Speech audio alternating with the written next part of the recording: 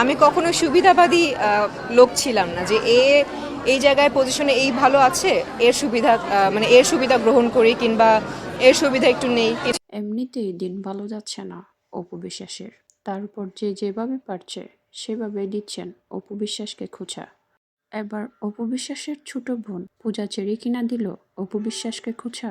এটা কোনোভাবেই মানা গেল না, কারণ অপু বিশ্বাস নিজে বলেছিলেন পূজা চেরি তার ছোট বোন হয়।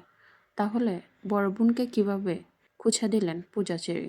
কয়েকদিন আগে একটি শোতে বুবলিকে দেখা গিয়েছিল অপু বিশ্বাসকে খোঁচা দিয়ে বলেছিলেন, আমি সেসব সুবিধাবাদী বা পোল্টেবাজ নয় যারা কিনা একবার আওয়ামী লীগ করেন, একবার করেন বিএনপি।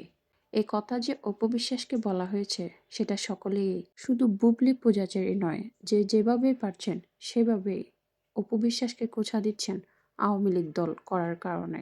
এমনিতে অপু বিশ্বাস কাজ পাচ্ছেন না, তার উপর বিপদে পড়েছেন একসময় আওয়ামী লীগের নেত্রী হয়ে কথা বলায়।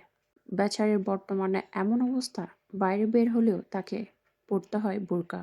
পর্দা ছাড়া তিনি এখন বাইরে বের হতে পারেন না।